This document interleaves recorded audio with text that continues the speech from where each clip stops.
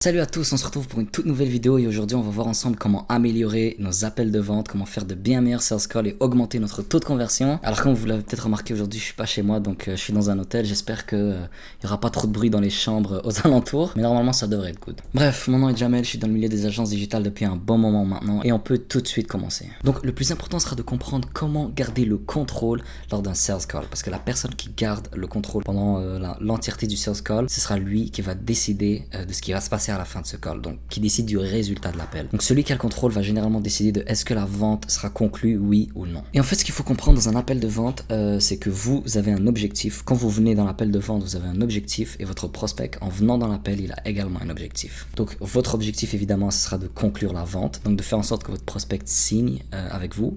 Et l'objectif du prospect, ça va juste être de résoudre son problème ou d'avoir une option qui peut éventuellement l'aider à résoudre son problème. Donc il vient dans l'appel, de vente, pas pour se faire vendre quelque chose, mais pour résoudre un problème. Et donc vous, ce que vous devez faire durant l'appel, ce sera concilier votre objectif et celui du prospect. Donc votre objectif qui est de conclure la vente et celui du prospect qui est de résoudre son problème. Donc pour faire ça, il faut s'assurer de deux choses.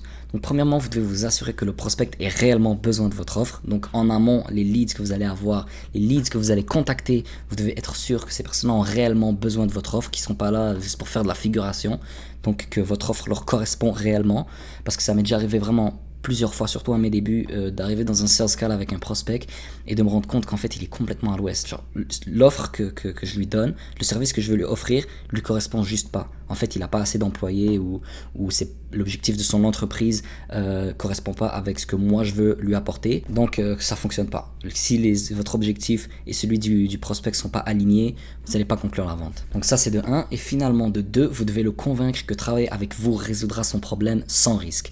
Donc vous devez lui faire passer l'idée, en fait, il faut que l'idée qui résonne dans sa tête, c'est qu'en signant avec vous, en devenant votre client, son problème va être résolu sans risque. Donc il risque pas de perdre son argent si ça fonctionne pas, il risque pas de perdre son temps également des mois et des mois à essayer dans le vide quelque chose qui fonctionne pas. Donc voilà, si vous êtes vraiment capable de vous assurer que le prospect a vraiment besoin de votre offre avant même d'arriver dans l'appel de vente, donc ça peut se faire par exemple en posant des questions au préalable pour voir est-ce que le prospect correspond finalement à ce que vous allez lui offrir. Parfois il va juste pas correspondre, ça sert à rien de perdre votre temps, vous allez juste perdre 30, 45 minutes, 1 heure de votre temps à faire un appel qui va vraiment pas aboutir, parce que si le prospect veut pas de votre offre, il va pas la payer même si ça lui coûte 20 euros, littéralement. Mais bon, maintenant qu'on a compris comment concilier notre objectif et celui du prospect, ça suffit pas. Il faut quand même savoir, revenir à notre question de base, savoir comment garder le contrôle lors de l'appel de vente. Donc comment faire en sorte que c'est nous qui maîtrisons un peu la direction que prend l'appel. Alors celui qui fait les meilleurs sales calls, c'est celui qui pose les meilleures questions. Vous devez savoir poser les bonnes questions à votre prospect, et les questions qui vont le faire réfléchir, et les questions qui vont en fait démontrer le problème qu'il a dans son entreprise et démontrer comment vous êtes la solution à ce problème-là. Et également de pouvoir prévoir les questions de votre prospect avant même qu'il les pose. Au début, ça c'est vraiment compliqué, mais une fois que vous avez fait 10, 20, 50, 100, 200 appels de vente, à un moment donné, vous allez comprendre c'est quoi les objections, c'est quoi les questions récurrentes de vos prospects. Vous allez être capable d'y répondre avant même que le prospect pose la question. Donc, il a une question dans sa tête et vous, pendant que vous parlez, vous répondez à sa question avant même qu'il la pose. Ça c'est vraiment très fort, mais ça prend de l'expérience, ça prend en fait de vraiment très bien connaître nos prospects, très bien connaître notre niche. Sinon, on peut pas faire ça. Et finalement, c'est vraiment bon de savoir que les premières secondes dans un sales call sont vraiment les plus importantes. Donc les, disons, 20 à 30 premières secondes, c'est là où vous allez devoir fixer les règles, vous allez devoir vous imposer en tant qu'autorité. Donc c'est vous qui décidez ce qui se passe dans l'appel. Vous expliquez un peu le déroulement, donc vous lui dites, bon, je vais commencer par te poser quelques questions, ensuite je vais t'expliquer c'est quoi l'offre, c'est quoi la garantie, ce qui se passe, puis à la fin tu me dis qu'est-ce que t'en penses. Donc vous faites vraiment un genre de outline, un genre de résumé, si je puis dire, de l'appel dès le début, pour que, en fait, pour pas laisser le prospect en fait décider de ce qui va se passer, pour pas laisser le prospect vous poser des questions à n'importe quel moment, vous interrompre, vous poser des questions genre ok, mais c'est quoi le service que tu offres exactement, ok, mais arrêtez de tourner autour du pot. En fait, faut pas le laisser nous interrompre, faut vraiment s'assurer qu'il comprenne comment vous voulez que l'appel se déroule. Il faut qu'il accepte que l'appel se déroule de cette manière-là. Et voilà comment moi je déroule mes appels de vente, et je vous conseille de faire la même parce que c'est vraiment quelque chose qui fonctionne hyper bien. Donc au début, vous allez fixer le déroulement de l'appel, donc vous lui expliquez comment ça va se passer. Vous lui dites, je vais commencer par par vous poser quelques questions pour comprendre vos besoins. Ensuite, je vais vous expliquer, je vais vous donner l'offre qui vous correspond le mieux selon vos besoins. Ensuite, vous me dites ce que vous en pensez. Vous faites un petit résumé de ce qui va se passer durant l'appel dès le début, dès les premières secondes. Ensuite, vous commencez directement dans l'appel, vous allez dans le vif du sujet, vous posez des questions. Le genre de questions que je vous conseille de poser, c'est vraiment des questions qui fâchent et des questions qui démontrent en fait que le client a réellement un problème dans son entreprise ou dans sa vie si vous faites du coaching. Donc disons que vous faites du coaching sportif, vous allez pouvoir poser des questions à votre client du style: avez-vous perdu du poids ce mois-ci? Combien de fois par semaine est-ce que vous allez faire du sport? Est-ce que vous avez un objectif en termes de calories, de nombre de calories que vous voulez perdre? Ou si c'est quelqu'un qui veut prendre du poids, combien de poids est-ce que tu comptes prendre? Ok, et est-ce que dans les 2 dernières semaines, tu as pris du poids? Est-ce que tu traques ton amélioration? En fait, vous devez essayer de poser des questions qui fâchent. Des questions où la personne va se sentir un peu gênée de répondre. Si vous demandez à quelqu'un qui vient vous voir pour perdre du poids, combien de poids il a perdu dans les 6 derniers mois, il va se sentir un peu gêné parce que probablement qu'il ne fait pas de sport et qu'il s'en fout complètement. D'ailleurs, c'est pour ça qu'il vient vous voir, parce qu'il a un problème à régler. Et vous, en fait, vous devez accentuer sur le problème que la personne a pour que la personne, en fait, réalise que c'est un problème sérieux, que c'est un problème relativement grave. Alors, je prends l'exemple de personnes qui veulent perdre du poids, mais ça pourrait être vraiment n'importe quoi. C'est vraiment la première chose qui me vient à l'esprit. Mais voilà, vous posez des questions par rapport au problème de votre client pour essayer vraiment de le piquer un peu là où ça fait mal, entre guillemets. Si vous offrez du marketing à vos clients, vous pouvez demander à votre prospect dans l'appel quel est votre retour sur investissement sur vos publicités. Est-ce que vous faites même des publicités sur les réseaux sociaux? J'ai craqué mon doigt. Est-ce que vous êtes satisfait par vos retours sur investissement? Est-ce que votre marketing est bien géré ou vous pensez qu'il pourrait être encore mieux géré? Est-ce que vous avez réussi à avoir des clients dans les dernières semaines? Est-ce que votre chiffre d'affaires augmente dans les derniers mois? Vous lui posez des questions qui peuvent éventuellement fâcher. Vous essayez de poser des questions qui sont un petit peu indiscrètes. Et de toute façon, si le prospect se sent gêné d'y répondre, il ne va pas y répondre. Mais de manière générale, ils vont répondre parce qu'ils sont là. Vous lui dites dès le début, si je vous pose des questions, c'est vraiment pour définir vos besoins précis. Donc la personne, elle sait qu'elle est là pour être aidée. Donc elle ne va pas se sentir gênée de répondre à des questions, même si elles sont personnelles. Juste tâchez de rester dans le sujet. Posez pas des questions qui sont complètement hors sujet. Posez des questions par rapport au service que vous voulez offrir, par rapport au problème que le client a.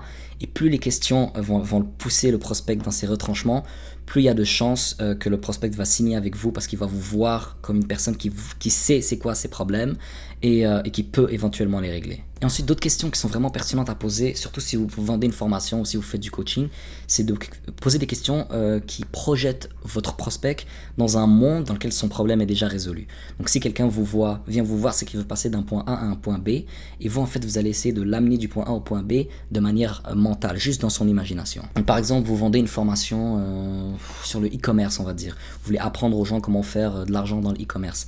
Et vous allez parler avec quelqu'un donc, qui vient dans votre appel de vente, un prospect qui a forcément pas beaucoup d'argent, qui a pas encore réussi financièrement, et vous allez le projeter dans un monde où il a réussi financièrement. Donc vous lui posez des questions du genre et si tu réussissais à faire 30 000 euros par mois, qu'est-ce que tu ferais avec ton argent?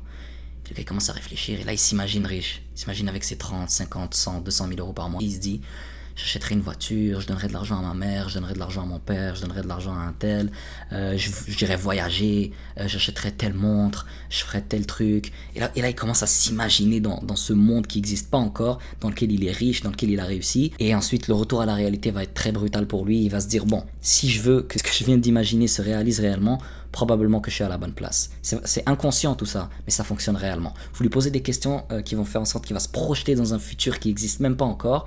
Il va tout faire pour que ce futur se réalise réellement et probablement signer avec vous, si vous êtes suffisamment convaincant évidemment. Ensuite, une fois que vous êtes satisfait avec les réponses, que vous avez posé toutes les questions que vous voulez poser, vous allez donner votre offre. Donc vous expliquez c'est quoi le service que vous faites précisément, donc c'est quoi vous allez faire de manière concrète dans son business ou dans sa vie, peu importe. Deuxièmement, c'est quoi le résultat que vous promettez. Donc quand vous allez offrir votre service sur une certaine période de temps, qu'est-ce qui va se passer dans le business ou dans la vie de votre client? Le résultat promis, c'est très important. Et troisièmement, c'est quoi la garantie? Donc si vous échouez, vous n'arrivez pas à obtenir le résultat que vous avez promis à votre client, qu'est-ce qui se passe? C'est quoi la garantie en fait? Est-ce que vous allez le rembourser? Est-ce qu'il va se faire foutre? Qu'est-ce qui se passe? Vraiment offrir la meilleure garantie possible et vous devez la donner à ce moment-là. Ensuite, le fameux « avez-vous des questions ?» Là, vous voulez savoir c'est quoi les objections qui sont encore dans la tête de votre prospect. Si vous avez bien étudié votre niche, normalement le prospect il a aucune question. Mais bon, c'est assez rare. Les prospects, ils ont toujours des questions, ils veulent toujours en savoir plus. Et c'est tout à fait normal parce que bon, ils s'apprêtent à faire du business avec quelqu'un, à faire affaire avec quelqu'un. Ils veulent savoir tout sur cette personne-là et sur son service. C'est tout à fait normal. Donc ils vont vous poser des questions et vous allez devoir y répondre à ce moment-là. Ensuite, évidemment, la question fatidique va venir. Il va vous demander c'est quoi le prix. Vous donnez le prix et zip. Vous dites rien. Je sais que quand on donne le prix, il y a toujours un petit malaise après, il y a un petit silence et après on a envie de parler, on a envie de surenchérir, mais non, faut se taire. 2000 euros. Et vous attendez. Et vous laissez la personne réfléchir. Votre service, il a une certaine valeur. Vous avez décidé de le vendre à tel prix. Vous n'allez pas baisser votre prix durant l'appel. Je vous déconseille fortement de faire ça. Vous attendez sa réponse. Soit il va vous dire oui, ça m'intéresse. Il va vous dire oui. Dans ce cas-là, vous envoyez la facture et vous percevez le paiement, vous envoyez le contrat, peu importe, vous faites votre processus de vente et vous avez conclu la vente. Soit vous ne réussissez pas à conclure la vente, dans ce cas-là, ce que vous allez essayer de faire, c'est donner du temps à votre prospect pour réfléchir.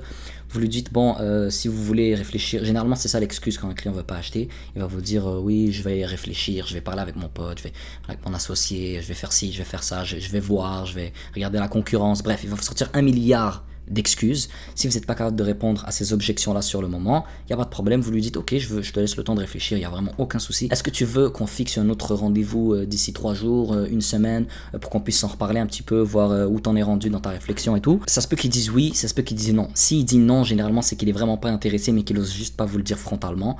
Il dit je veux réfléchir, etc. Mais en fait, votre offre l'intéresse juste pas. Mais ça se peut qu'ils disent oui. Et que vous fixiez un autre meeting avec lui, vous essayez de voir toutes les objections qu'il vous a dit juste avant, donc toutes les excuses qu'il vous a sorties, vous essayez de les analyser, de savoir qu'est-ce qu'il y avait vraiment dans sa tête, comment faire en sorte de lui donner une vraie bonne réponse à ses excuses, et vous préparez tout ça pour le prochain meeting que vous allez faire avec lui. Et si il vous refuse un autre meeting, ce que vous allez pouvoir faire, c'est tout simplement arrêter l'appel et juste après envoyer des follow-up pendant les prochains jours ou les 2-3 prochaines semaines, essayer de lui envoyer un peu de valeur par email, par SMS, et essayer de faire en sorte qu'il book un autre meeting avec vous en follow-up. Et maintenant j'ai quelques tips pour vous pour que vos appels de vente se passent encore mieux et que vous ayez un plus grand taux de conversion. Donc premièrement, si le prospect vous pose des questions durant l'appel, esquivez-les ou répondez-y très brièvement tout en enchaînant rapidement sur la suite. Donc en fait ce qu'il faut comprendre, c'est que celui qui pose les questions, c'est celui qui contrôle l'appel. Dans un entretien d'embauche, quand vous allez en entretien d'embauche, c'est très très rare que c'est vous qui posez les questions. C'est l'employeur qui va poser les questions. Peut-être que justement, l'employeur va poser les questions et généralement à la fin de l'entrevue, il va vous demander est-ce que vous avez des questions. C'est lui qui dirige durant tout l'entretien d'embauche et si vous commencez à lui poser des questions pendant l'entretien, il va vite vous stopper. C'est la même chose que vous devez faire avec votre sales call. Donc disons que vous êtes en train de lui poser des questions par rapport à les questions du début justement par rapport à ses besoins et que lui vous coupe et qui vous dit oui mais explique-moi en fait comment ça fonctionne ton service exactement.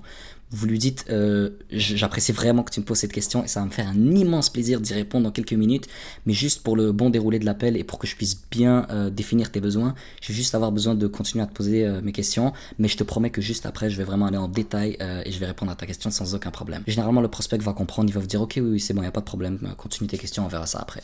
Donc il faut vraiment être sûr quand un prospect vous pose une question de ne pas y répondre, parce que dès que vous répondez à une question, c'est la porte ouverte. Il va vous en poser une autre, puis il va surenchérir question après question pour vraiment tout comprendre dans le détail. Et d'un coup, c'est bon, c'est lui qui contrôle l'appel et c'est lui qui va décider de comment ça va se dérouler.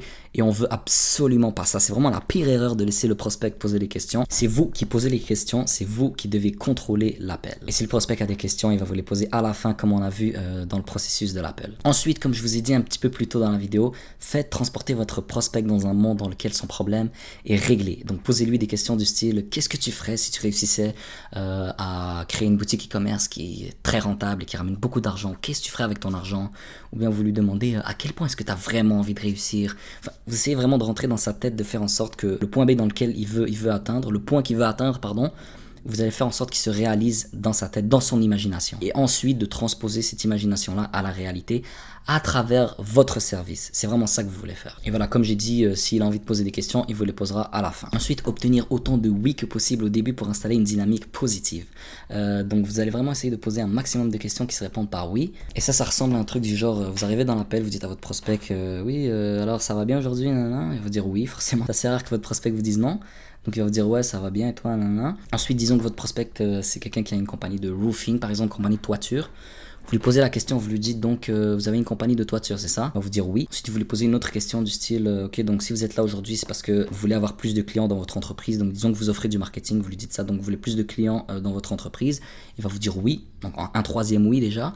Ensuite vous lui posez une question du genre ok, et est-ce que vos employés ont suffisamment de place dans leur calendrier pour prendre plus de clients? Encore une fois, il va vous dire oui. Donc là, vous installez des oui et en fait, ça joue dans son cerveau, ça joue dans son inconscient. Plus de fois il dit, je sais pas si c'est français, mais bref, plus il dit le mot oui et plus il y a une dynamique positive qui se crée de manière générale dans l'appel et dans son cerveau. Donc ça, c'est vraiment hyper important. C'est un petit trick de psychologie, mais c'est vraiment, vraiment utile. Et ensuite, bon, ça, j'en ai déjà parlé durant la vidéo, mais voilà, posez des questions inconfortables, posez des questions qui mettent l'accent sur le problème que le client a dans son business ou dans sa vie, que ce soit par rapport à sa perte de poids, par rapport au fait qu'il fait pas d'argent avec son agence ou whatever, par rapport au fait qu'il fait pas d'argent avec sa boutique, par rapport au fait qu'il a besoin de marketing dans son business, par rapport au fait qu'il est pas capable de gérer ses réseaux sociaux, peu importe. Vous lui posez des questions qui mettent en valeur le problème qu'il a dans son business ou dans sa vie. Et finalement, ça il y a beaucoup de gens qui le font pas, hein, mais c'est vraiment, vraiment, vraiment important.